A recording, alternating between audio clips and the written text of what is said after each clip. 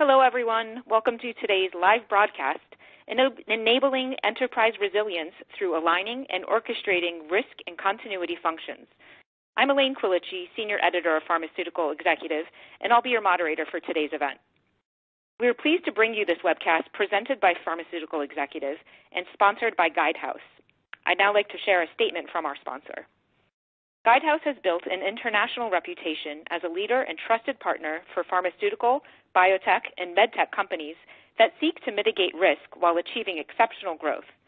We work closely with pharmaceutical companies, biotechnology, and medical technology manufacturers to help deliver measurable and transformative results.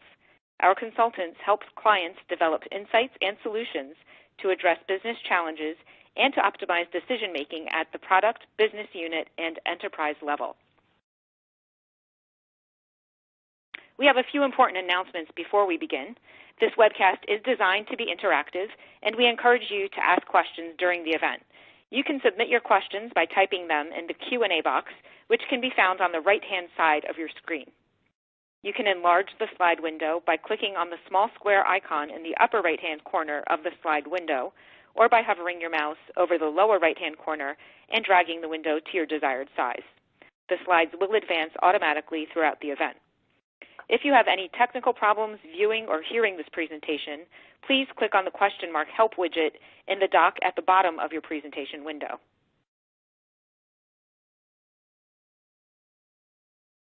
I'd now like to introduce today's speakers. We're pleased to be joined by Derek Sturysky, Jason Dury, and Lindy Burkhardt. Derek Sturysky is a director in Guidehouse's Enterprise Risk Management Solutions Group with more than 25 years of consulting and corporate experience in risk, technology, and resilience.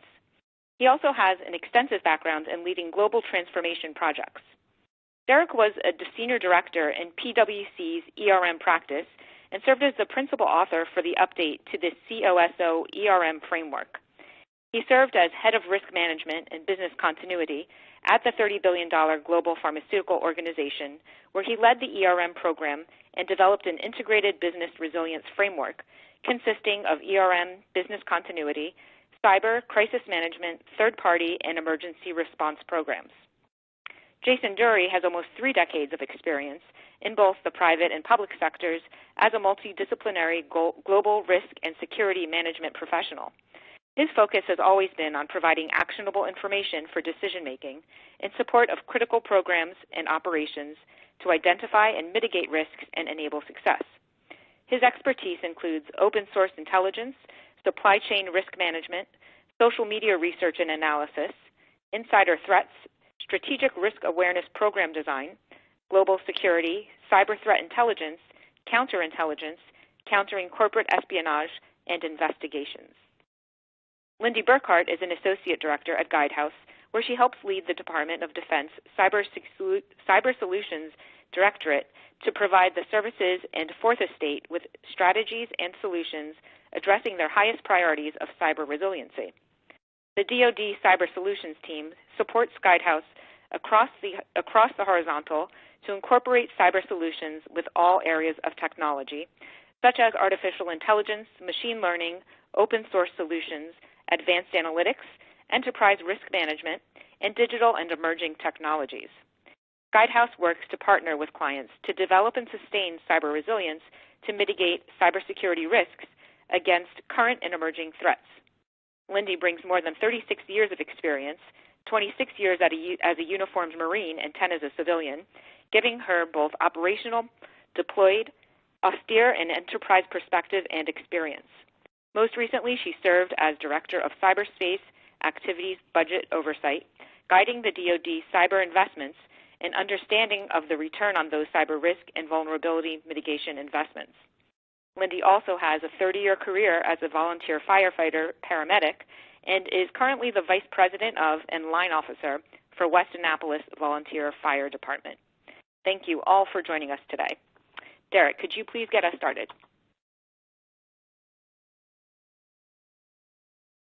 Certainly. Good afternoon, good morning, and good evening. Hello everyone. My name is Derek Sturysky. As mentioned, I'm a director with Guidehouse. One of my claims to fame is I'm one of the only risk consultants, perhaps the only risk consultant across the globe with the word risk, R-I-S-K, in my last name. As mentioned, Guidehouse is a global management consulting firm with over 10,000 consultants serving clients across multiple industries, including, of course, life sciences. I'm originally from South Africa, now based in Atlanta, Georgia. It is a real pleasure to be with you today, and of course, I'm grateful to both of my colleagues, Lindy and Jason, who are joining me. Thank you. As described in their bios, they have extensive relevant experience, highly relevant experience, and I'm very pleased they could contribute to our discussion. Our agenda today consists of this introduction and welcome. We will review industry background and context in which we will define strategic resilience, at least present a definition of strategic resilience. We will present a model for strategic resilience and discuss its key dimensions. We will examine the value of strategic resilience and a roadmap to its development. And finally, we will conclude with the Q&A session. Discussion objectives, we will highlight the following key areas during the discussion: the definition of strategic resilience and the corresponding alignment and orchestration of risk functions, how the pandemic can inform strategic resilience. I think this is a very timely and insightful conversation to be had. Obstacles to strategic resilience, of which there are many, unfortunately. The critical importance of risk governance in strategic resilience and navigating the journey, the long-term journey to strategic resilience. This industry, like many others, is faced with both significant risks and multiple opportunities. The environment within which we operate is increasingly complex, global, uncertain, interdependent, and of course virtual, and it will continue to be. Risk and opportunity can be classified in many ways, of course. In this illustration, we use inline, pipeline, and enterprise. In pipeline, for example, we may have R&D risks, we may have new competitors entering our space. Inline, we have healthcare reform and privacy, and enterprise, we typically have those cross-enterprise types of risks, such as supply chain disruption and cyber threats. We could, of course, also classify these risks using other mechanisms, such as strategic, operational, financial, and legal. We could classify them using therapeutic areas or business units, or we could classify them using a personal favorite of mine, and that is classifying them against a strategic initiative or a strategic imperative. This slide does not include long-term structural and non-traditional trends, such as changing demographics, urbanization, cryptocurrency, and shifting geopolitical power, which may not be thought of as traditional risks in any annual risk assessment, but nevertheless, I believe should be at least incorporated into thinking. And you'll see that strategic resilience, the model presented, does try and incorporate these types of long-term structural trends. In regulated industries, and especially in industries where people's health and indeed their lives are concerned, there is an additional imperative to execute on an organization's core mission successfully, whether it's the development of therapies for rare diseases or plasma and vaccines for the global pandemic. How then do we best manage risks and exploit opportunities within this difficult environment? One answer may be building organizations that can demonstrate strategic resilience. In other words, demonstrate the capability to accommodate strategic, operational, financial, and legal shocks to their systems. And I just want to emphasize, we include strategic shocks to their systems. That could be the entrance of a new competitor, it could be a new market, it could be a major M&A activity, it could be a reputational type of issue. But its core to strategic resilience is understanding fundamentally how can the organization accommodate strategic, operational, financial, and legal shocks. These shocks, of course, could include, do include pandemic, cyber threats, geopolitical risk, climate change, increased competition, third-party complexity, of course, supply chain continuity, new business models, and changing regulations in our highly regulated industry. Two things we need to know.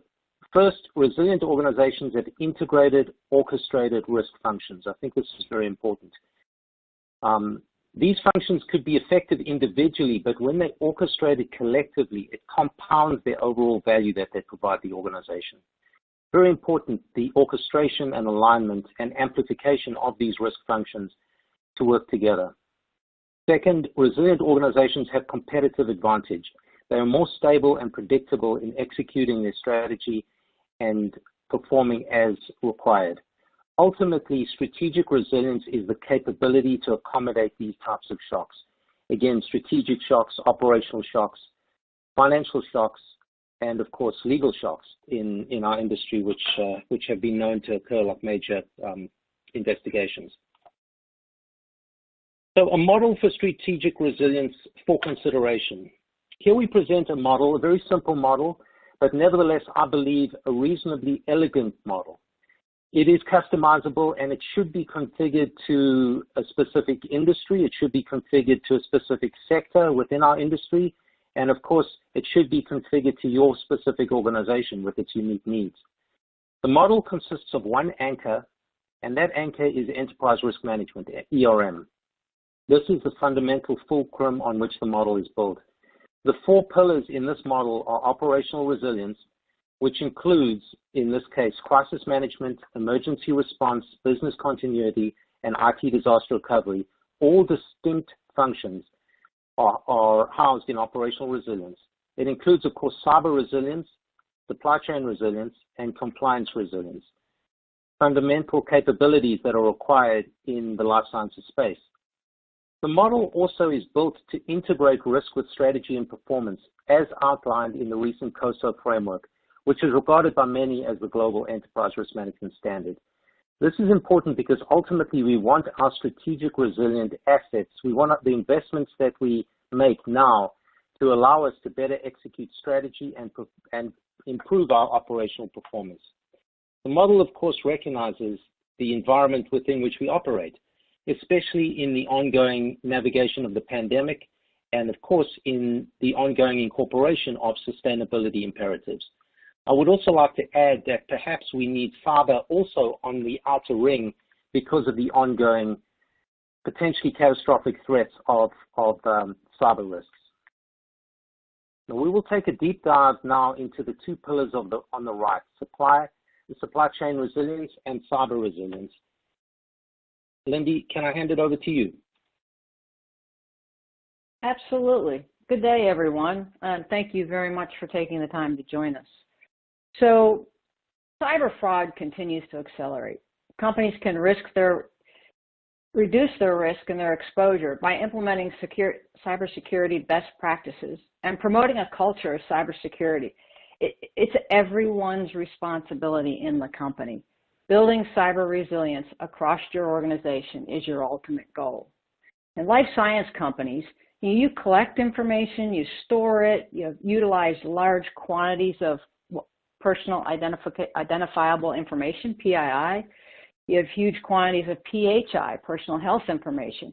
And some of that health information even relates to drug trials, softwares, medical devices, your digital therapeutics, and intellectual property of your company and your organization, whether it's research or your clients. And this is all very attractive to cyber criminals. Nation-state sponsored hackers, competitors here within the borders of the United States and competitors overseas. So the consequences of a successful data breach can include things like theft of your intellectual property, compromise of your research data, loss of your revenues, and loss and financial penalties that you're up against. So there's a couple things I always recommend. Understand your adversary's goals. I mean, what are you up against? They're looking to gain for their organization. They're looking to disrupt our way or your company's way of life and doing business. The demise of others. Some criminals are just out there to reduce and demise other organizations, other cultures, other companies. Financial ruins. It could be some more personal or company, sort of a company rivalry and financial ruins. Increase the status of their own self, increase their status in others' eyes.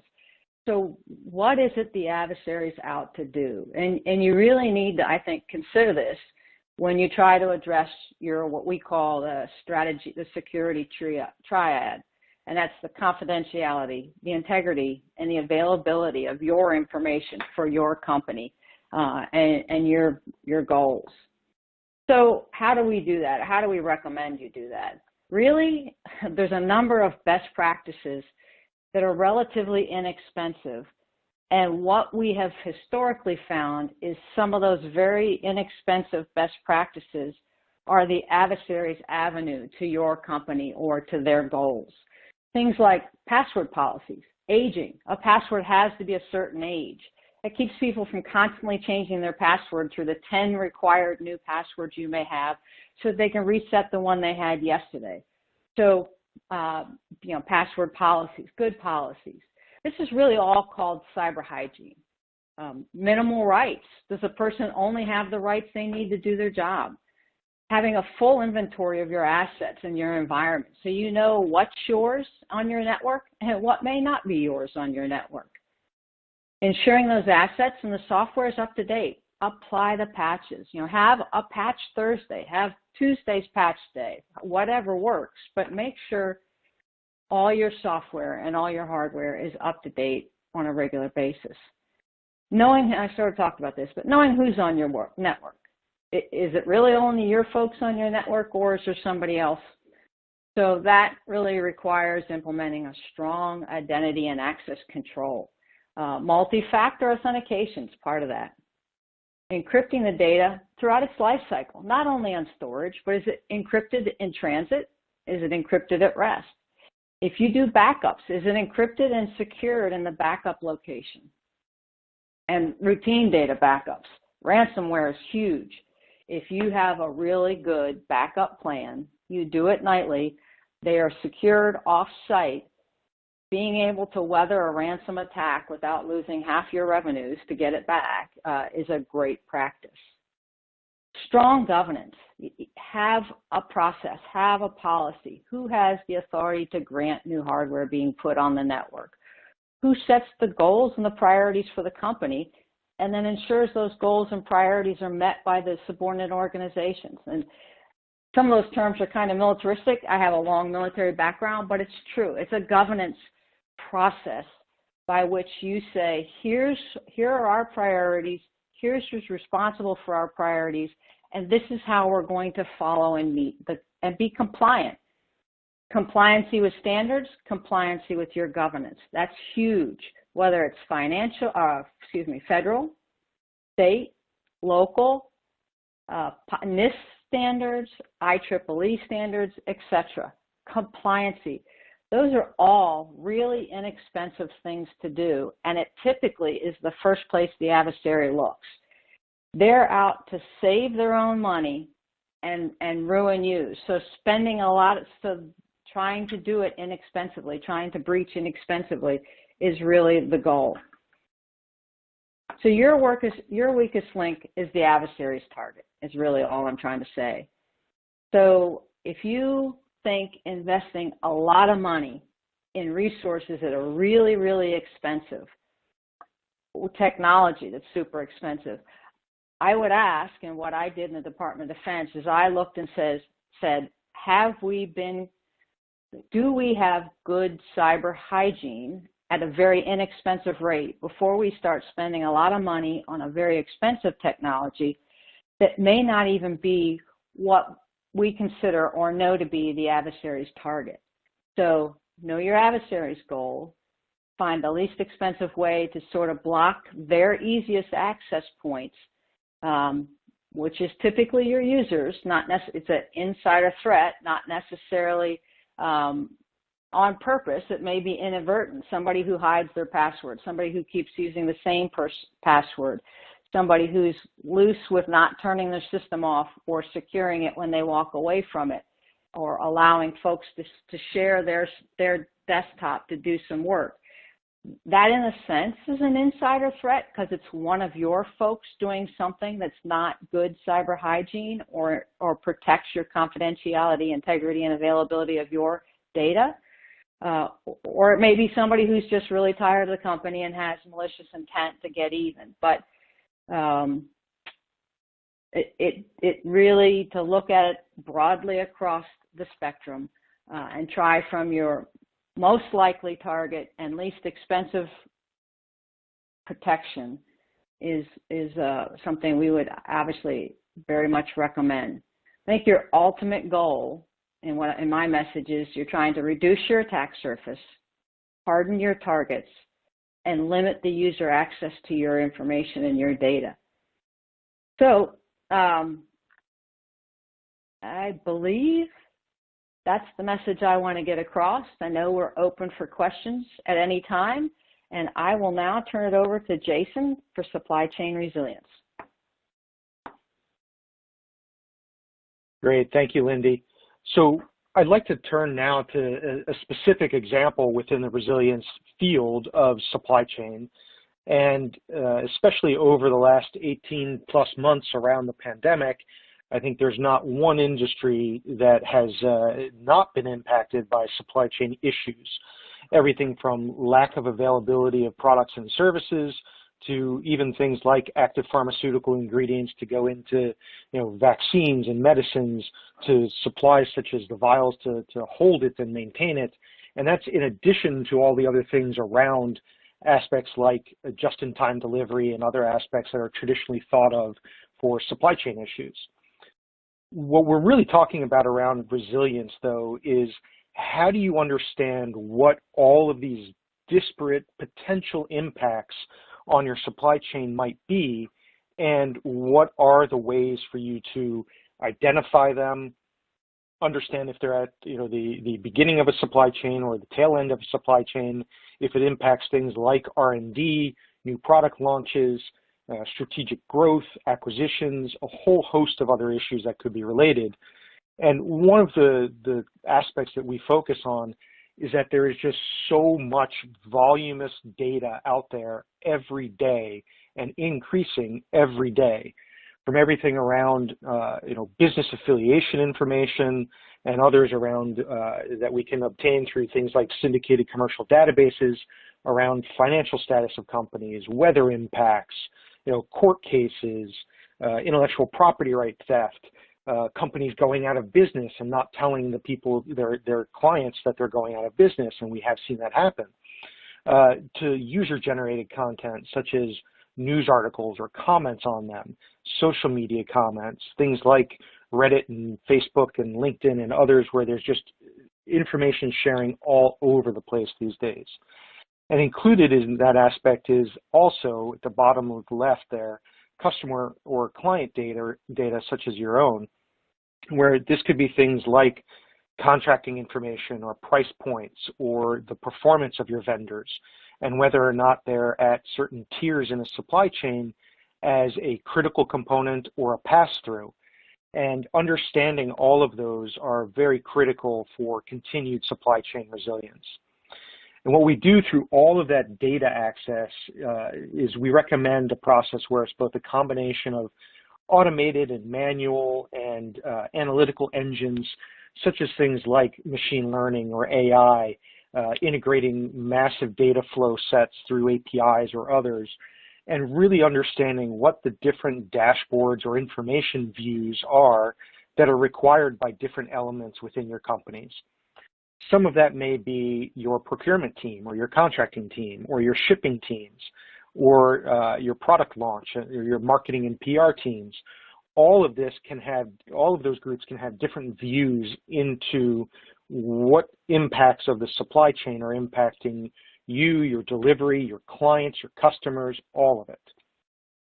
And really the trick here is figuring out what is that consolidation and synthesis of data, and how do you make sense of it for all the disparate needs your organization might have from a risk perspective.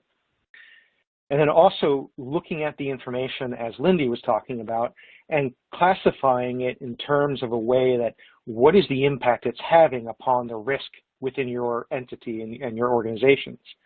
Because it may have a very large strategic risk, but a smaller risk to a specific product. Or it could be the complete opposite of a huge strategic impact to a product, but not so much of a knock-on risk down the line. And understanding that is always going to be critical. And then we actually have something where, one of the things we recommend is actually mapping out and monitoring all those different information flows and really understanding how to detect what matters for you and your different entities so that you can outline and understand that risk and make adjustments to strategic decision-making and operational decision-making. The other aspect that everybody needs to take advantage of just because of the size of data sets that are out there is new and emerging technologies to help you really be efficient and accurate with understanding the information flows. Just from a corporate perspective alone, there are in the neighborhood of 3 million different corporate transactions every month where ownership of companies could change, joint ventures happen, people launch product lines, they don't launch product lines, they delay product lines. There's information flow that just changes on a daily basis. And maintaining your awareness of that is a real key. And then also providing that clear and succinct analysis to understand and inform any actions that might need to be taken by a company. Now, at the bottom of the screen that's in front of you, there's also some adjacencies in terms of operational activities that could happen as part of a supply chain resilience aspect. And one is really understanding who is in your supply chain, down potentially 3, 4, 10 layers deep as to where they're getting different products and elements in your supply chain. And a lot of organizations just do not have that depth of insight. The other aspect is the due diligence and continuous monitoring. And to really understand those information sets and as they change, what matters to you and how often do you need that insight? So having that information flow on a continuous basis is really critical. And then on the bottom line there at the bottom is strategic and alternative sourcing. And this is actually something that got hammered home with a lot of our clients, especially during the pandemic, where it was harder to get products and ingredients and elements of a supply chain from overseas because ports were closed based on impacts of COVID and plants being shut down and shipping lanes being tied up or not even able to ship products and services. So really what you through this is understanding who else makes a component, where else can you get items from, and having those lined up in advance as a backup if needed. Now, switching into a different view of supply chain, some of the enhanced capabilities that I was talking about to really understand that strategic analysis and insight is what does this knowledge and information about your supply chain enable you?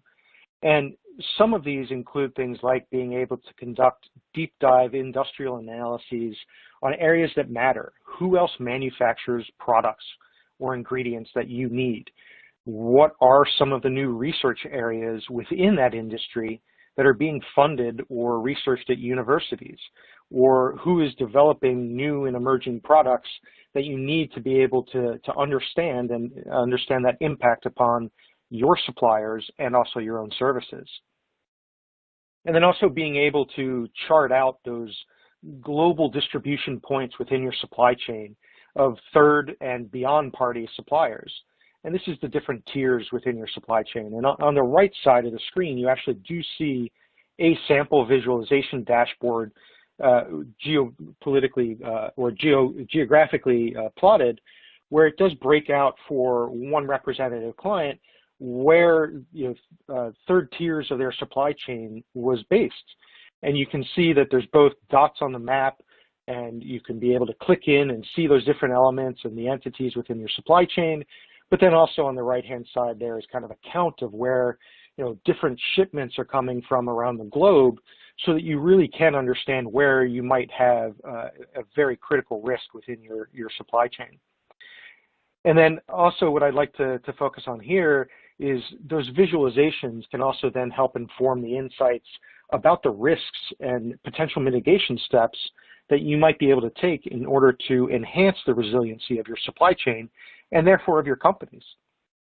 And then also being able to integrate that internal data with this commercially available data sets is exceptionally critical because the information then is just complete and it enables much more risk-informed insights that you'd be able to apply to ensure your supply chain resiliency. And Derek, what I'd like to do now is turn it over to you for the next set of discussions here around the 3 lines of defense. Thank you very much, Lindy and Jason. Extremely insightful, and I'm very pleased we had the opportunity of taking a brief deep dive into cyber and supply chain resilience. When we think about where these risk functions reside, it is often helpful to use the 3 lines of defense model. The 3 lines of defense model is a model that was developed by the Institute of Internal Auditors, and it is used to describe risk management, audit, and controls across the organization. Very quickly, the first line is management controls and internal control.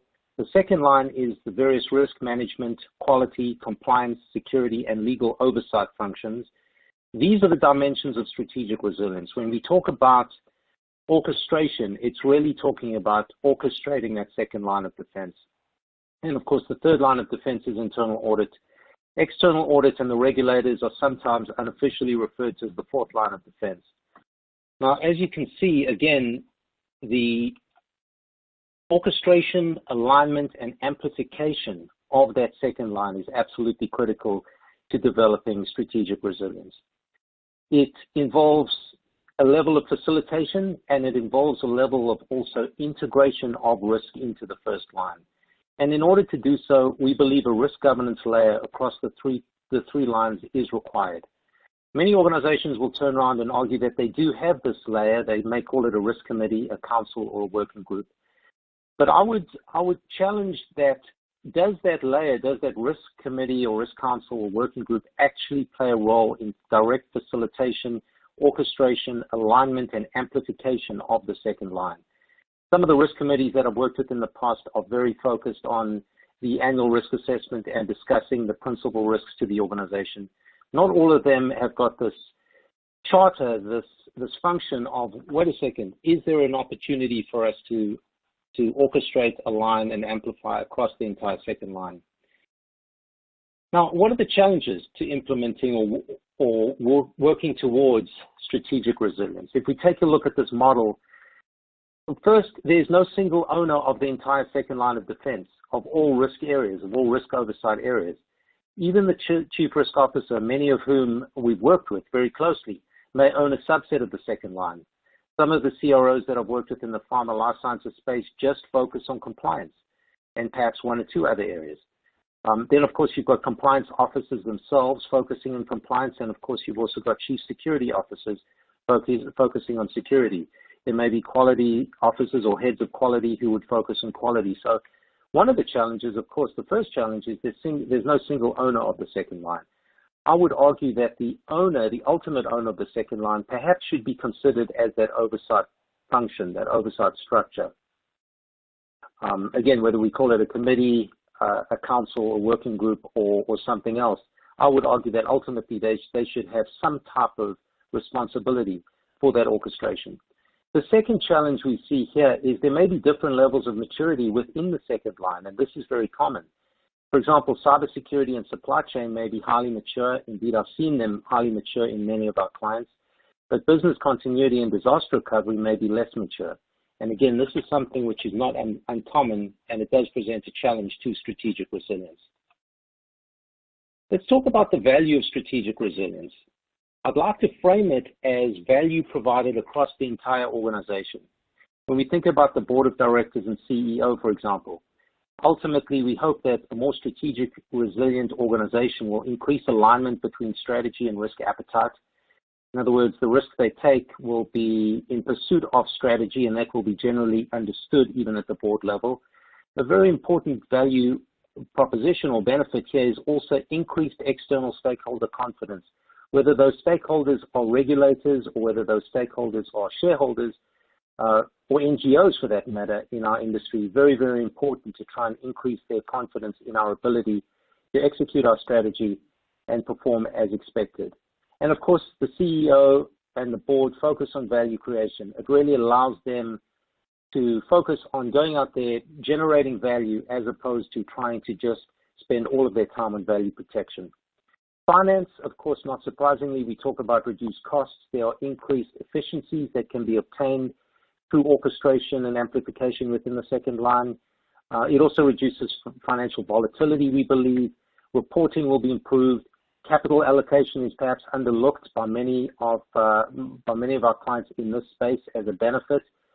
But ultimately, if you're making better decision-making about risk, then you do have the opportunity of perhaps redeploying capital where it's more needed. And more accurate planning. We can then provide those who are doing planning risk-adjusted forecasting mechanisms, which will hopefully make their forecasts and their plans more accurate. When we think about risk and compliance, many of us are in the risk and compliance space, in the risk and compliance function. Certainly, I would argue increased compliance, which is one of our objectives, right? We've got the opportunity of increasing compliance, again, increasing efficiencies. We've also got the benefit of a portfolio view of risk. This is very important. When those second-line functions are orchestrated, it improves overall risk reporting, makes our portfolio view of risk more accurate, frankly. It allows risk and compliance to be more of a strategic partner. Many of the criticisms that are leveled at risk and compliance include they are just a red traffic light, for example. But indeed, if you look at strategic resilience and how you can enable strategy, it does transform the role to a certain extent, a limited extent, I must admit, but nevertheless, of risk and compliance being viewed as more of a strategic partner. Lowered risk exposure, very important, obviously, and then it allows risk and compliance to focus on value protection in addition to, of course, supporting the other stakeholders in value creation. And finally, operations. Again, I believe a more strategically resilient organization increases visibility into operational risk. It reduces our operational volatility and ultimately reduces operational risk exposure.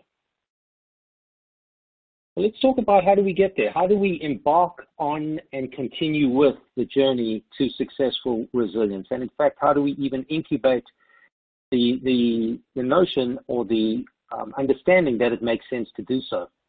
Well, I'm a management consultant like my friends, like my colleagues on the call, so I'm going to suggest a project-based approach, an approach that is proven, practical, and flexible. Again, I get back to this concept of this should be flexible. It should be customizable by industry, by sector, and by client.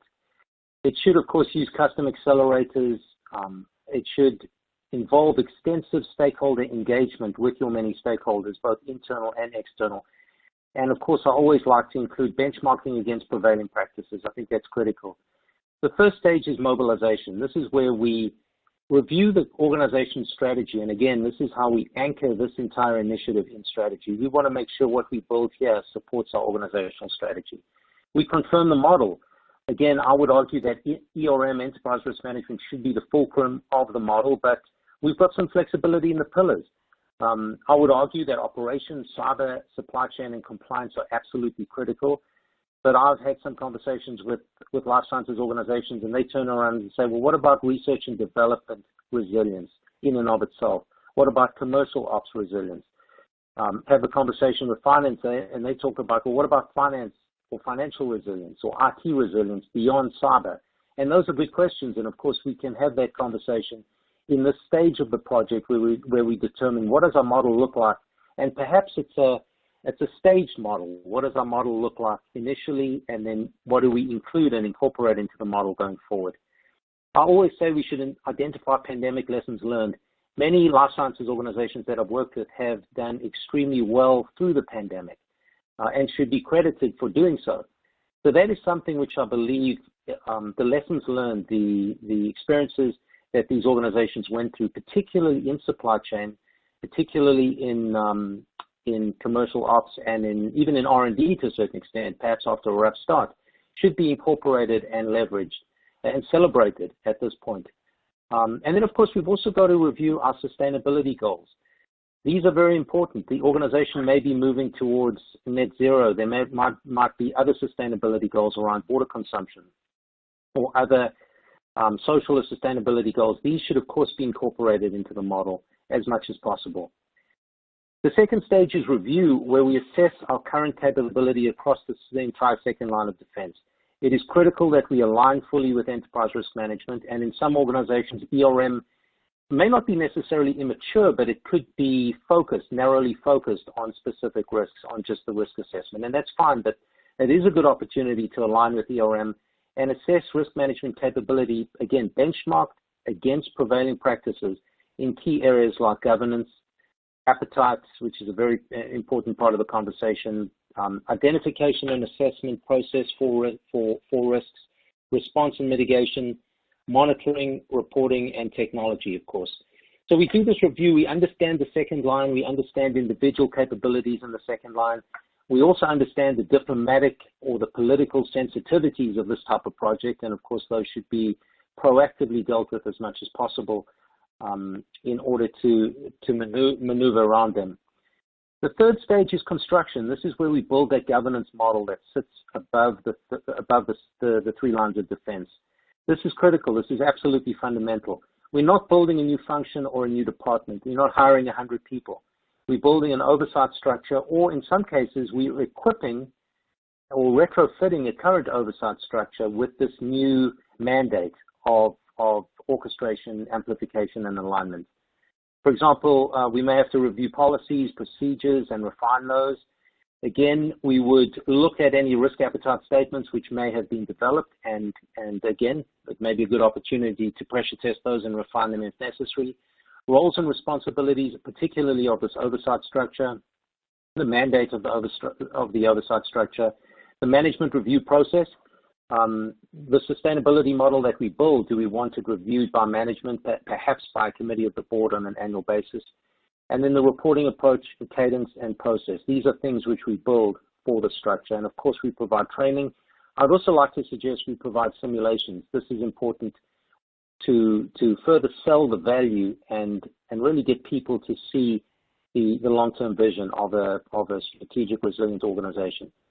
And then the fourth and final stage is refinement. This is maintenance of the model over time and hopefully over the long term.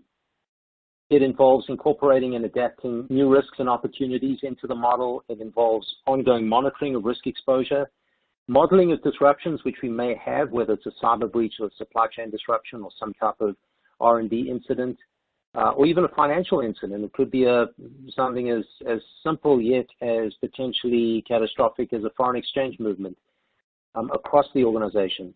We do have to incorporate lessons learned. This is a big theme within our methodology, is the notion of incorporating lessons learned as an organization, trying to improve and refine ourselves. We activate ourselves with some of these lessons learned. And of course, we refine the model over time. Based on our experience, this approach can take anywhere from 3 to 9 months. It's not necessarily a large project. Indeed, it's probably quite a small project, but it does require extensive cooperation across the organization.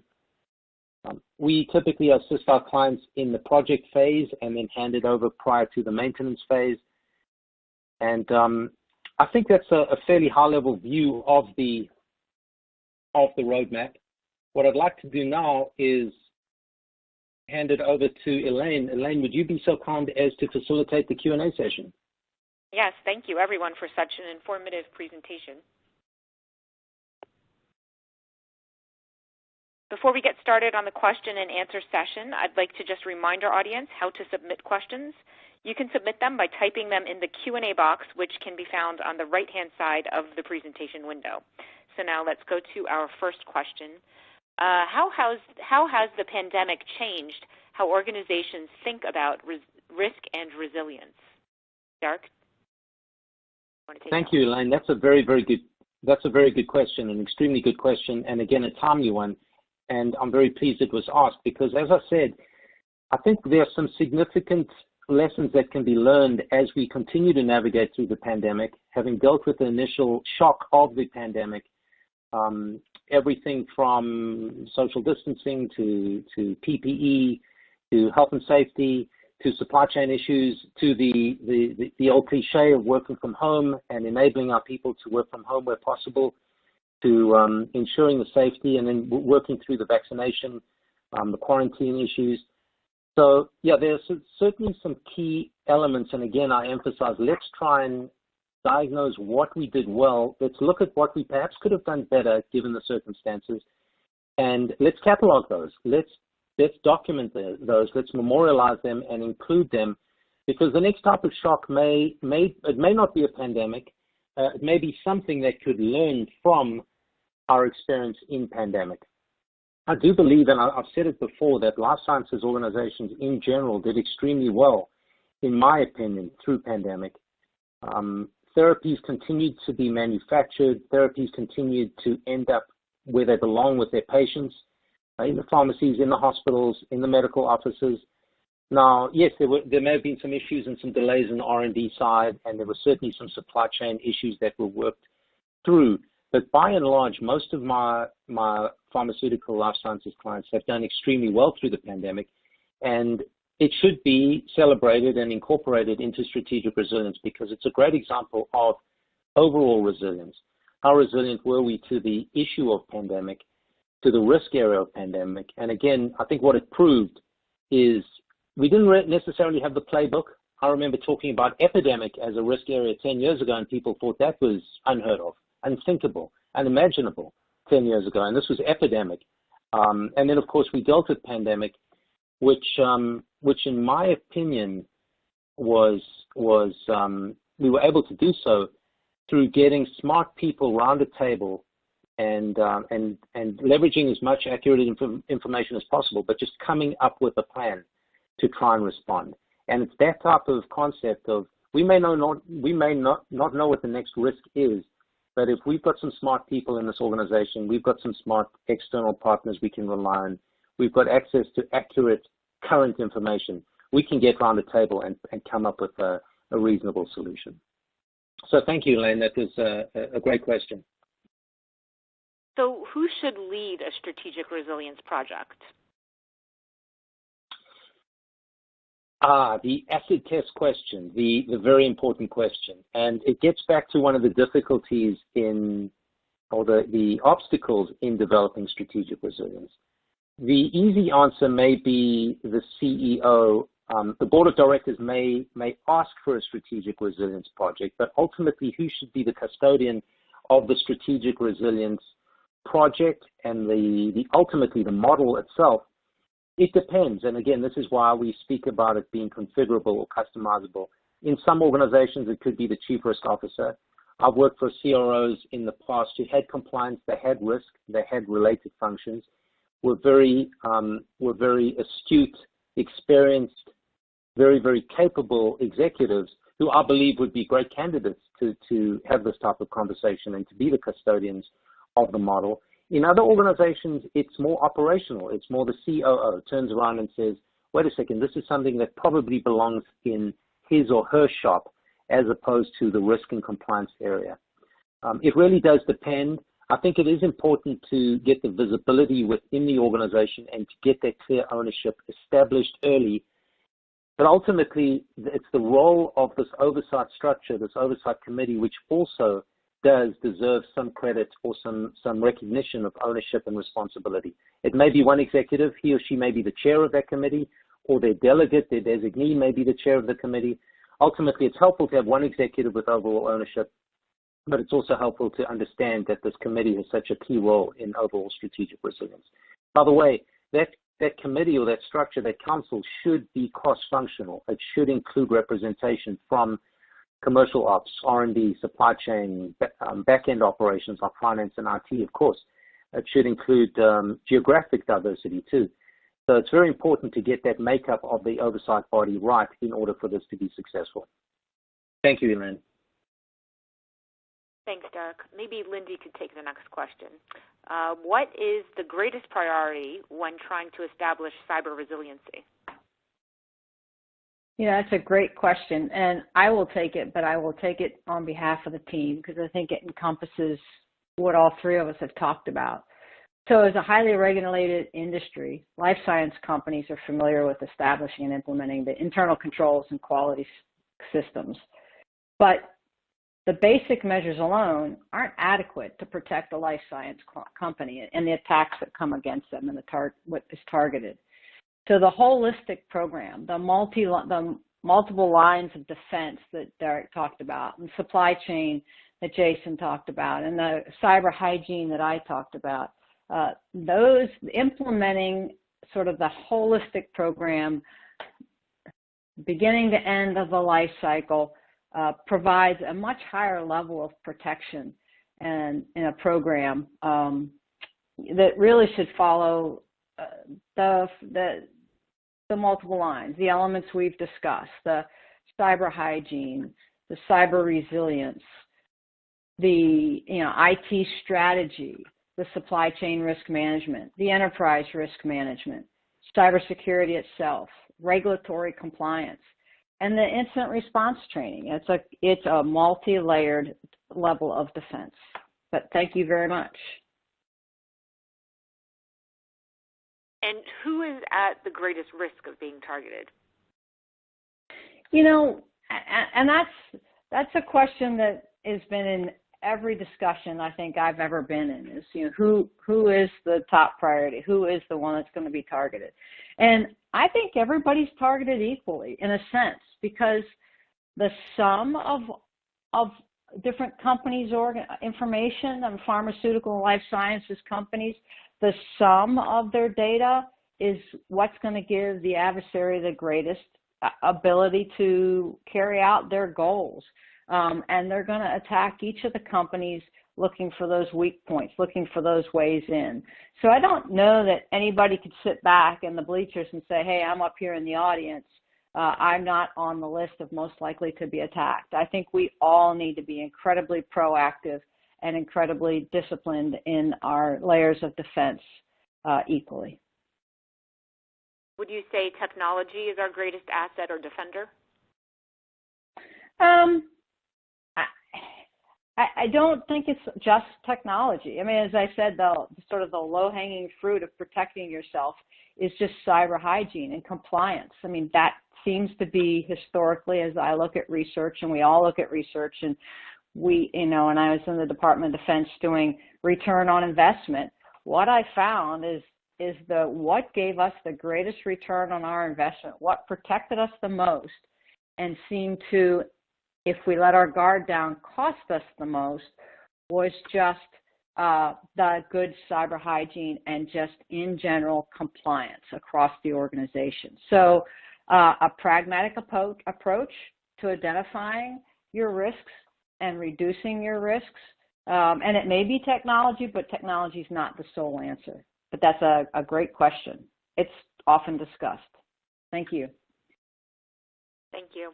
Maybe, Jason, you could share your insights on the next question. How can we work with our suppliers to encourage greater insight and use of digital tools to gain a better understanding of their risk and resilience concerns so that we can also be aware? It seems that near real-time information needs are paramount.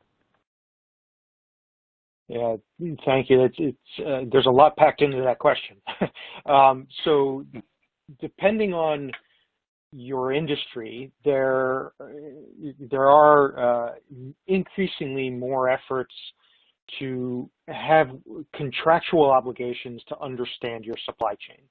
Everything from the source of the products to the companies behind them to from where around the world that they come from, to be able to weather impacts like the pandemic or things like weather events themselves like hurricanes. To understand how resilient not just your own organization's supply chains are, but those of your suppliers and their suppliers and their suppliers' suppliers. So one of the things that we encourage people to do is to include things like clauses within contracts to understand or disclose certain elements of impacts upon the supply chain. Everything from location to potentially financial status or other issues of organizations. And there are some occasions where people may not want to disclose necessarily a company due to competitive information and fears that it might get out. But really what's key is just working with your suppliers to say, you need to know this information and you need to make assurances to us that you know this information, and then actually following up with them on it and asking the questions. And if there are things that are impacted that impact your own development and products and organization, to understand why, And as that trust is developed with information sharing, it will just happen more and more. Now, in terms of digital tools, I look at this from a couple of different ways. One is, how do you share information between companies, and then also within a company.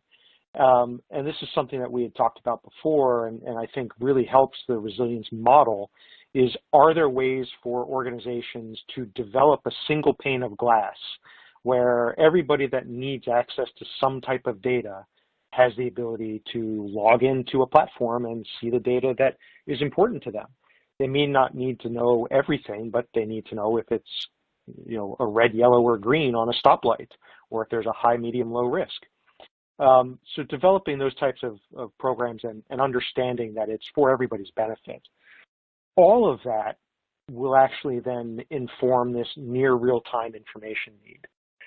Because yes, as the question had, it is absolutely critical to get as up-to-date information as possible.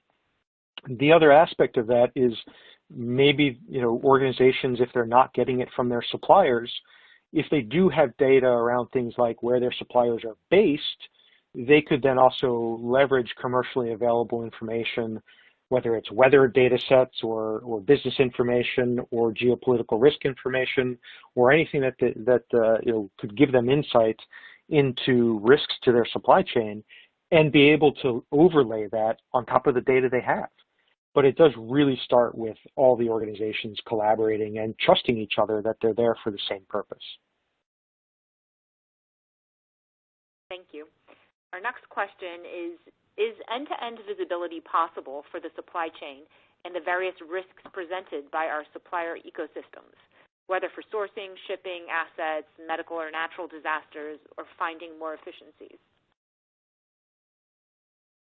So I'll take that one as well. I think there's a great capability that is increasingly enhanced every year to develop more and more insight and visibility. I don't think there's ever a guarantee necessarily to have complete insight, but the tools exist to create that more developed information set, which then allows you to ask more questions or identify other potential gaps or risk areas that you might want to know about. And being able to understand how that process can flow can only increase your end-to-end visibility. Great, thank you. I think we have time for one more question maybe. Are there questions we can ask internally to verify the correct skills tools, processes, and technologies existing for greater resiliency? Yeah, thanks, Elaine. I'll take that one. And yeah, absolutely. I'll take that one, and thank you. It's probably going to be the last question. Yeah, absolutely. I think what it does is it goes back to the first stage in our approach. It's to really understand the strategy of the organization, customize a model, and then move into the second stage, which is understanding capability across that second line, across the risk and quality and security oversight structures in that second line. What are our capabilities? How do they stack up against prevailing industry practices? What is our infrastructure? What is our technology? What is our overall capability and maturity in each of those? And again, I'd like to highlight the sensitivity of this conversation, because certain domains may turn around and say, look, why do we need to take a look at our capability? We did an assessment last year. And I would argue then in that case, well, let's leverage what has been done already. I mean, this is an internal, collegial, collaborative type of effort in understanding within the organization overall capability across the various domains. And again, we look at governance, we look at appetite, infrastructure, risk identification and assessment capabilities and processes, reporting, monitoring, and it's those types of questions which we need to ask. But I would like to say thank you very much for those very insightful questions. Elaine, thank you to you and your colleagues. I would also like to thank, of course, Jason and Lindy. Thanks to Ali, our internal and external marketing partners and friends. We thoroughly enjoyed spending this time with you. Of course, if you'd like to discuss this in more detail, please reach out to us at any time. We do look forward to hearing from you. And again, Thank you. Have a fantastic day, everyone. Thank you, Derek. Unfortunately, we are out of time. I want to thank the audience for attending and for participating in today's event. And I'd also like to thank our sponsor, Guidehouse, for making today's educational webcast possible. We would like to ask everyone in the audience to participate in a brief survey, which you can see on the right side of your screen. You will receive an email alerting you when this webcast will be available for replay, and we invite you to forward that announcement to your colleagues who may have missed today's live event. Thank you again to all for joining, and we will see you next time. Goodbye.